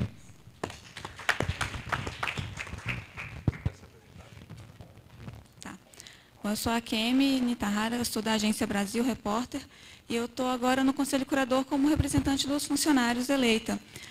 Eu queria só explicar um pouco como é que está a mobilização interna dos funcionários contra isso tudo que está acontecendo. A gente tem se mobilizado muito, tem vários grupos, tem o coletivo de mulheres, outros grupos em defesa da EBC. A gente está se mobilizando muito, fazendo peças de divulgação, coisa que a EBC não fez até hoje, a gente está fazendo por conta própria, fazendo banner, explicando o que é a EBC, vídeos, GIFs, coisas animadas e textos para viralizar. A colega colocou um texto no Facebook dela e já está viralizando, chegando em grupos de WhatsApp, de todos os lugares, explicando a importância da EBC e tentando rebater essa ideia que está aparecendo tanto por aí, que estão falando, enfim, não vou nem repetir o que estão falando por aí, todo mundo já sabe. Então, a gente tem que mostrar para todo mundo, para a sociedade, que a gente é muito mais do que isso que falam da gente. E é isso que a gente está fazendo, falando dos nossos programas, do Viva Maria, da importância da Rádio Nacional da Amazônia, da importância da Agência Brasil como fornecedora de conteúdo para todos os lugares. E, para além disso, que é uma mobilização dos funcionários, voluntária própria, que a gente está fazendo, eu como representante do Conselho Curador, a Isabela também como representante no CONSAD, o Edivaldo, a gente tem ocupado outros espaços para se mostrar, para falar um pouco do problema. Teve o lançamento dessa campanha, o que é público é para todos, lá no Rio de Janeiro. Eu fui lá também, participei, e se unindo, né, a outras frentes em defesa, não só da comunicação pública, mas das empresas públicas. Fiz uma palestra no Colégio Pedro II, na segunda-feira agora eu vou na UERJ também, participar de outra mesa, a Isabela foi na UF. A gente está, assim, na luta constante, se mobilizando e em defesa do projeto maior que a gente acredita aqui, que muito além dos nossos empregos está a comunicação pública mesmo, que é um projeto que ainda está em consolidação. A gente tem vários problemas, temos várias críticas à gestão anterior, à gestão atual, enfim, temos problemas com certeza, mas os funcionários estão muito engajados em defender a empresa e o projeto em si. Obrigada.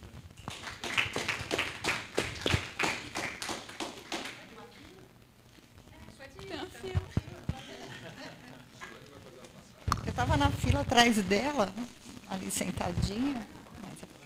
Não, eu queria agradecer, né, a esse debate e falar também, assim como a Kemi falou dos trabalhadores, falar do Conselho Curador, né? O Conselho Curador tem feito um esforço e tem estado bastante ativo. Eu acho que não há caminho que o Conselho pudesse seguir e trilhar na defesa da EBC que não tenha sido estudado e que não tenha tenha sido iniciado, né? Inclusive, professor Murilo, inclusive juridicamente, né? Então, nós temos tido também a preocupação em estar e contribuir para os debates todos que estão sendo organizados e através das representações no Conselho, que vêm de diferentes segmentos da sociedade,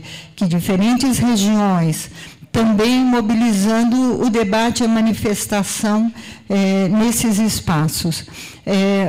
O que nós sentimos também, e eu acho que nós devemos nos preocupar com isso, é que as manifestações que vêm do governo num dia, no sentido de questionar a gestão, no outro dia da extinção, no outro dia de déficit, no outro dia de recorrer ao Supremo, é uma variedade de boatos, declarações e agressões mesmo ao sentido público da IBC, que muitas nós entendemos como manifestações voltadas muito mais a criar instabilidade no próprio projeto, animosidade interna em relação à gestão e inviabilizar um processo de defesa da comunicação. Então, isso para nós é preocupante. Nós, o tempo todo, temos pedido que o debate seja colocado em outro patamar, que ele vá para outro nível. E esse nível começa pela compreensão do que seja a comunicação pública e a importância dela para o país,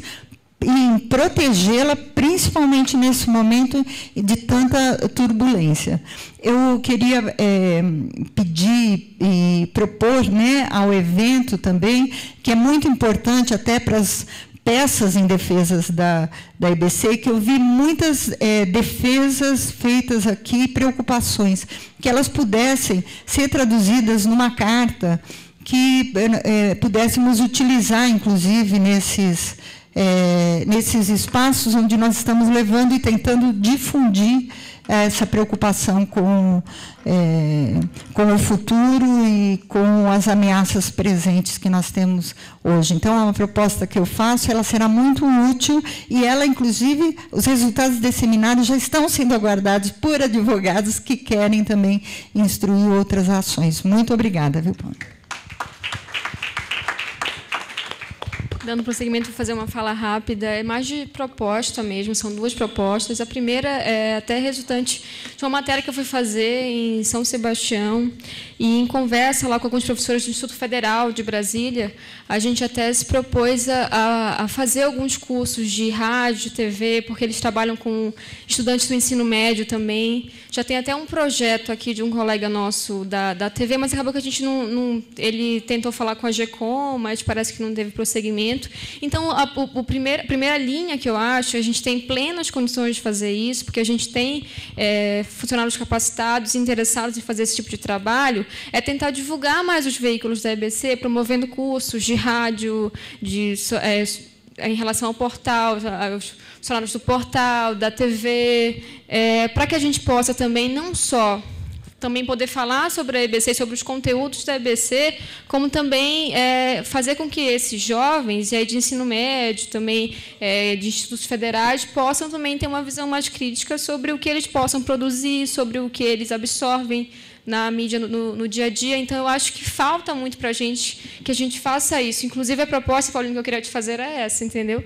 Porque a intenção era que a gente pudesse transpor isso para o nível institucional, da EBC com o Instituto Federal, da EBC com a UNB, junto com rádios comunitárias, etc., para que a gente pudesse também divulgar os conteúdos. A gente tem programas maravilhosos, produtos maravilhosos, câmeras de reportagem, que a gente sempre fala, mas assim, que é até usado em algumas aulas de história, enfim, etc., que a gente pode dar vazão e que a gente ainda não faz isso. E isso pode ser mais no âmbito institucional mesmo, Secretaria de Educação, Instituto Federal, como também pode ser com grupos e coletivos que a gente possa vir, né, a fazer essa parceria. Então, essa é a primeira proposta para que a gente possa dar andamento a isso. E a segunda proposta, que é um pouco mais complicada, mas eu acho que vale a pena, e aí isso caberia também mais envolveria também questão política, institucional, de articulação institucional, era em relação também a outras emissoras, tanto de TV quanto de rádio, as emissoras de TVs educativas e universitárias,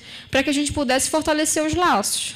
assim, a gente sabe que a gente tem essas reuniões do comitê de rede, mas assim, nem sempre elas são suficientes, porque você tem uma série de coisas para discutir em um dia e meio, então assim, nem sempre é suficiente. Então esse seria um outro caminho também, porque a gente conta com essas emissoras, mas assim, às vezes elas ficam meio escanteadas. Então, de repente, né, tentar uma articulação mais próxima, talvez até de alguma carta, alguma conversa sobre esse momento que a gente está passando agora, porque a EBC precisa desse apoio também, para que as pessoas percebam que a EBC não é só aqui em Brasília, ou em São Paulo, ou no Rio de Janeiro, ou no Maranhão, mas também que ela faz parte também de outras realidades. Inclusive, recentemente eu tive o relato de uma colega que está em outro estado, em uma TV educativa, que ela disse que em um universo mais radical, se a TV Brasil acabasse lá, ia acabar também tudo, porque a EBC hoje é como se fosse um guia também, assim como a BBC é para muitas outras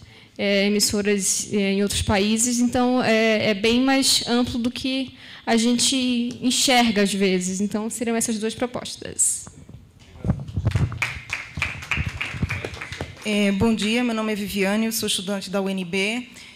Primeiramente, fora Temer. Segundamente, fora Temer. Eternamente, fora Temer.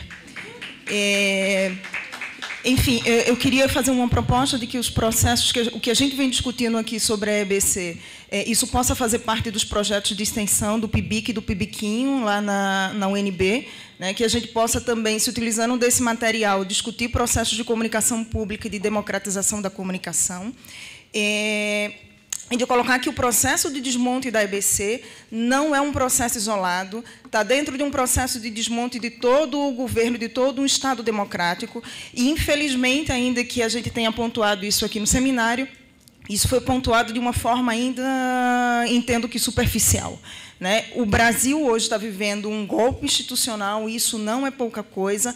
Não à toa, todos os processos e frentes e forças democráticas estão sendo, a exemplo da EBC, estão sendo ameaçados. Não por acaso o Ministério do Desenvolvimento Agrário é o ministério que foi extinto, enquanto o Ministério da Agricultura é o ministério que permanece, ou seja, o agronegócio continua fortalecido, enquanto os movimentos do campo, agricultores familiares e campesinos, vêm sofrendo um duro golpe em todas as políticas do campo, não só na comunicação.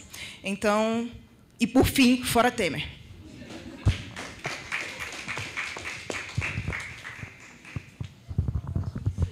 Oi, boa tarde. Meu nome é Samantha, eu sou funcionária da EBC. Eu quero fazer uma sugestão bem pontual, pensando nas ouvidorias. Eu já trabalhei em outros veículos comerciais de mídia que contavam também com a figura do ombudsman, do ouvidor, e eu me surpreendi um pouco quando eu cheguei aqui na EBC e percebi que a postura, em geral, das redações, das chefias com a ouvidoria era muito próxima da postura que a gente tinha nos veículos comerciais, de ver a ouvidoria como uma perseguição, de ver a ouvidoria como alguém que toma tempo à toa, de ter uma relação muito truculenta com as ouvidorias. Então, a gente passa por situações de que, a hora que chega aquela crítica da ouvidoria, que geralmente nós somos obrigadas a responder, então é sempre visto com essas pessoas desocupadas que estão mandando e-mail, as pessoas que não sabem as dificuldades que a gente passa aqui dentro. Então, eu queria que a gente...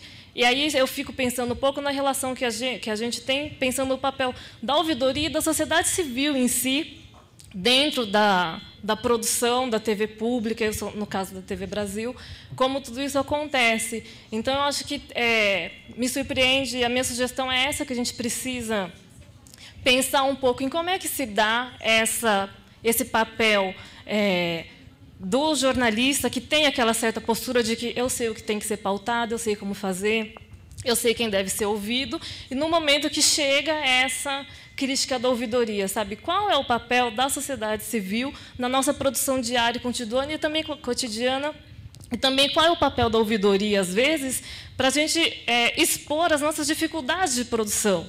Porque tem uma certa resistência de fazer... Eu tenho vários amigos que, às vezes, me mostram respostas da ouvidoria, que chegaram via ouvidoria, e falaram, olha, foi isso aqui que me responderam, sabe? Por que a gente não pode expor as dificuldades de produção? Por que a gente não pode... Porque, às vezes, esse é um mecanismo até nosso, que está com problemas muito pontuais, que a hora que a gente passa isso para a ouvidoria, talvez seja um diálogo como um diálogo mais transparente e mais sincero com a sociedade civil. Falar, olha, tive dificuldade de produção e não consegui, ao invés de dar uma resposta do tipo, olha, eu sei que isso está acontecendo, ok, muito obrigada pela sua contribuição. Então, é isso. Eu queria que a gente pensasse um pouco essa relação da ouvidoria e com as pessoas que, dentro das redações, são responsáveis por dar as respostas para a ouvidoria. E como é que a gente tem que... enfim, essa é a minha questão. Boa tarde, sou Carlos Alves, estudante de Comunicação Social da Faculdade de Anhanguera. Sou morador de Ceilândia, filho de um funcionário aqui da EBC, cresci na Radiobras, ali na Asa Norte, e sou Relações Públicas dos jornais alternativos do Distrito Federal e em torno.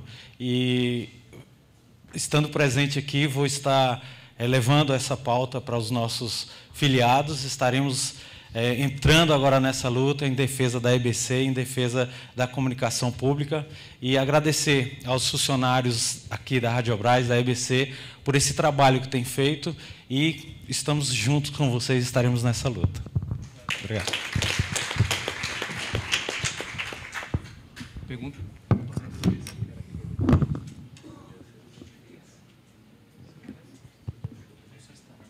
Alô, alô. Agradecendo as sugestões, contribuições, propostas, só por uma questão de caminhamento, pergunto se mais alguém gostaria de se manifestar, senão a gente já poderia, acho que, sistematizar algumas das ideias que surgiram e oferecer algumas propostas para essa plenária, digamos assim, que acabou se transformando essa nossa mesa, né? Estava cochichando aqui com o Luiz, que acabou, Ricardo e Rita, se transformando também numa espécie de audiência pública, né? Essa parte final do nosso evento, com apresentações de ideias, e era justamente isso que a gente gostaria de ter proporcionado a partir, né, dessa fase final, digamos assim, no nosso termo de cooperação, que a gente pensa em final como etapa, e não como final de término das atividades conjuntas entre a Universidade do Minho e a Universidade de Brasília. Então, do que eu anotei aqui, Luiz, professor Murilo, se quiserem também contribuir, eu queria fazer alguns comentários, né, a começar pela carta que a Rita propôs, né? Acho que a gente pode construir juntos essa, enfim, tentativa de carta, Rita, até não digo só hoje, né? Talvez até sexta-feira, não sei, tentar tirar esse documento, né? Que eu acho que pode ser realmente importante, né? Eu sei que há uma preocupação também diplomática dos colegas portugueses de não parecer que estão, como dizem eles, a intervir aqui na nossa aldeia, né? Mas eu acho que dá para a gente tentar encontrar denominadores comuns. Josete quer falar? Desculpa, Josete, não tinha te visto ali. Não, mas, por favor, Josete, então, espera aí. Gente, tinha um microfone, acho que esse verde é o que funciona melhor, Luiz está me dizendo aqui. Por favor, Josete. Desculpa. Eu que peço desculpas por ter me atrasado na fila. Bom, eu quero, primeiramente, fazer alguns comentários sobre a nossa colega, que ainda há pouco se referiu à forma, Samanta, a forma como a ouvidoria é recebida na empresa. Primeiramente, eu gostaria de dizer para a empresa, até, que a ouvidoria é o nosso principal marketing. A ouvidoria, e aí já respondendo ao Jairo, ela não está na linha de frente das várias frentes de defesa da comunicação, porque está fazendo uma defesa quase que de corpo a corpo com aquele que nos demanda. Porque, para nós, a sociedade civil se apresenta por cada cidadão. É aquele que nos escreve, é aquele que nos telefona e que muitas vezes, e ontem quem estava aí até mais tarde, é testemunha de que a própria ouvidora fica longamente no telefone tentando dizer para eles o que é a comunicação pública, por que a imprensa trata dessa maneira a comunicação pública e por que ele não deve repetir isso.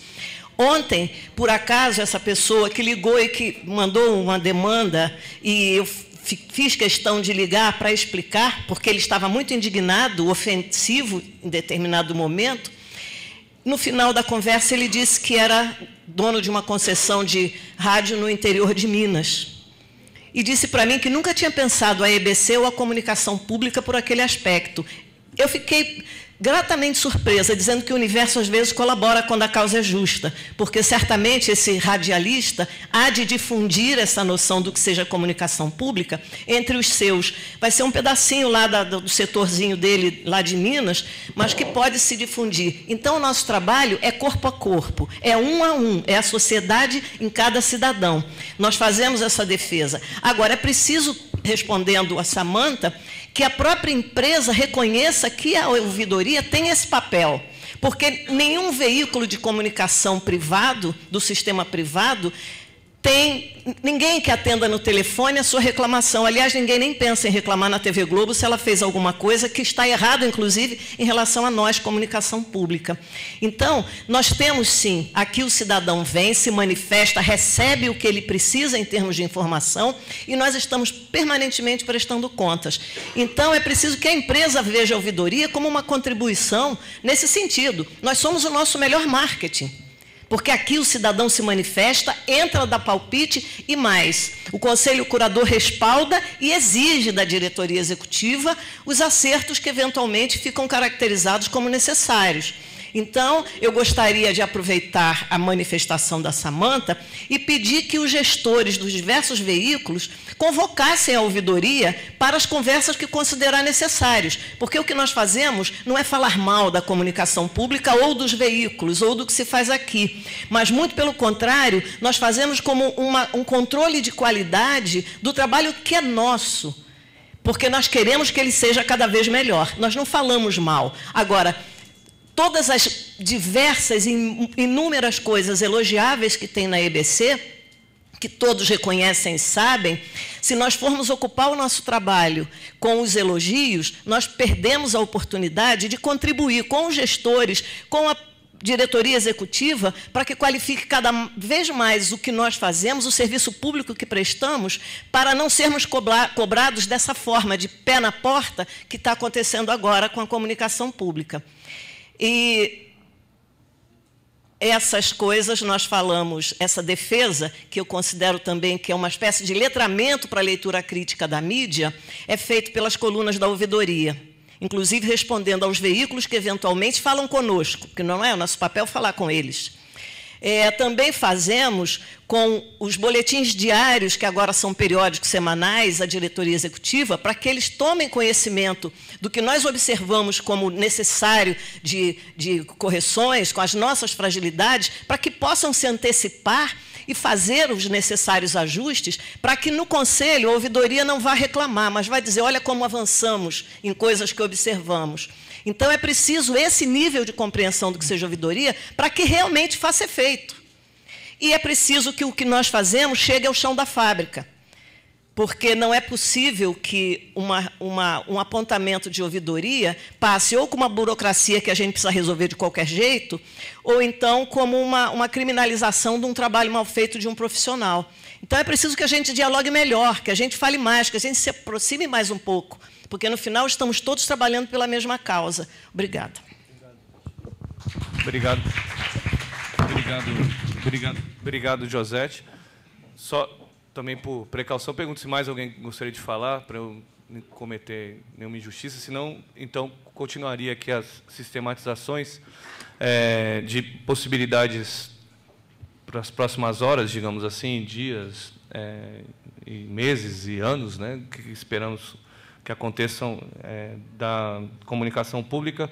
Muitas pessoas, como o Marcos, a Kemi, Suane, fizeram referência ao papel das instituições de educação superior, então acho que fica também essa sugestão da gente intensificar a parceria e as parcerias, digamos assim, no plural, que já existem com instituições de educação superior, mas não só com as universidades, né? Acho que talvez um grande desafio que a gente tenha seja, como a Suane tinha dito, dialogar também com o ensino médio, ensino técnico, ensino fundamental, desenvolvendo conteúdos conjuntos. E, nesse aspecto, acho que, sim, é possível, Marcos, desenvolver, e Viviane, ainda mais atividade de extensão, de iniciação científica relacionadas à comunicação pública. A gente tem algumas em andamento na Universidade de Brasília, e sei que também existem outras, especialmente em Juiz de Fora, Fortaleza, Porto Alegre, Salvador, que podem, acho que, dar ainda mais subsídios para o trabalho que é feito. E aí, nesse aspecto, acho que vale, se a Rita estiver de acordo, até uma publicação com a competente equipe do Conselho Curador de uma lista de trabalhos e pessoas que atuam com a comunicação pública no portal do Conselho Curador e com a eventual reportagem sobre essas iniciativas via Agência Brasil, rádios, né, e demais canais, né, de rádio e TV da EBC. Acho que aqui também se falou das questões que envolviam ouvidoria. Acho que a Josete já, de alguma maneira, Samantha, apresentou algumas possibilidades. Eu só, reiterando o que a Josete falou, também coloca a UNB à disposição. A gente tem uma relação muito boa com a ouvidoria e que pode até, né, Josete, se materializar em outros eventos que não só este, para tratar dos desafios que a ouvidoria tem, em todo esse cenário. Queria incluir as sugestões que foram feitas, um relato que o Luiz Santos me apresentou aqui pelo ponto eletrônico, de que a BBC tem um blog que apresenta esse processo de produção e de conteúdo. Você tem um endereço fácil de cabeça, eles? The Editors. Blog. Então, está aí, né? Os editores em inglês, né? O blog dos editores, vamos traduzir assim livremente, da BBC, traz esses bastidores, as dificuldades, é mais ou menos isso, né, Luiz? Os processos de produção, que pode ser uma experiência útil, acho que para a empresa e também para toda essa articulação que envolve servidores e demais pessoas interessadas na comunicação pública. Só queria incluir, além de tudo que foi falado, né, e dessa intensificação de parcerias com as instituições de ensino, de ciência e tecnologia, uma sugestão que eu queria que ficasse registrada aqui em vídeo e em voz, que é um convite especialmente para os ministros Padilha e Gedel, e também para o doutor Moreira Franco, para irem à Universidade de Brasília, conversarem para que eles, né, se dirigam à Universidade de Brasília ou nos convidem para ir aos seus gabinetes, para a gente conversar sobre comunicação pública, né? A gente fez um convite para que viessem e participassem deste evento. Infelizmente, não tiveram agenda para isso, mas fica o registro, agora que o Marcos Urupá passou pela câmera ali, fica então o registro de que estamos, né, em viva voz, publicamente, convidando as autoridades do Poder Executivo para tratarem do assunto comunicação pública, políticas de comunicação e de cultura na nossa universidade, e certamente também aqui acho que é um desejo da Empresa Brasil de Comunicação de fazer esse debate, como a Rita falou, de maneira transparente, aberta, pública, para a gente apresentar o trabalho que tem se desenvolvido todos esses anos, que é herdeiro, como falávamos há pouco, de décadas de reflexão a respeito deste trabalho, né, dessa atuação. Não sei se alguma outra proposta passou batida, professor Murilo, professor Luiz, que vocês queiram comentar. Ricardo. Espera, fala o microfone, Ricardo, que está havendo uma transmissão para o pessoal das outras praças e também pela internet.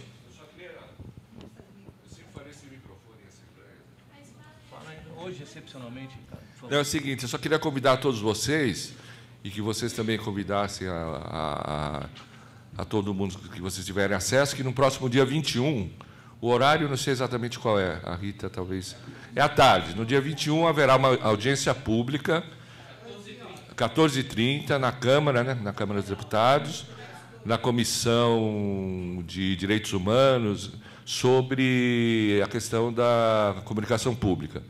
Então, estão todos vocês convidados, nosso companheiro de Portugal está convidado, se ele puder estar aqui até lá, você entende? Seria importante, tá? Só lembrar isso para todo mundo, para espalhar aí, chamar o pessoal. Obrigado. Obrigado, cara. Aí, por fim, queria fazer, gente, também alguns agradecimentos, né, especialmente aos servidores da EBC, que apoiaram a realização desse evento, participaram ativamente, em nome, né, de José Queiroz e Argeu, que está ali. Não sei se vocês conhecem o Argeu, gente. Está ali uma salva de palmas para o Argeu, por favor, que está aqui desde as 8 horas com a sua equipe, preparando o nosso evento. E, em nome dele e do José Queiroz, queria agradecer a todos os outros colegas que aqui passaram. Agradeço o Gessé também. Ao Gessé também, obrigado. Uma salva de palmas para o Gessé, um pedido do diretor-presidente. Também queria fazer uma saudação a Malu Baldoni, que veio aqui acompanhar a nossa atividade, e outras pessoas que, né, desenvolvem atividades há tanto tempo relacionadas à comunicação pública. Não poderia deixar também de fazer menção e o nosso agradecimento público à CAPES e à FCT, que financiam o nosso projeto de pesquisa. Queria também, por fim, dizer que acho que uma das propostas ligadas à carta, Rita, pode ser a sistematização dos documentos e a publicação de todas as pesquisas e resultados de debates que a gente fez nos nossos portais, né, dentro e fora da EBC e da UNB.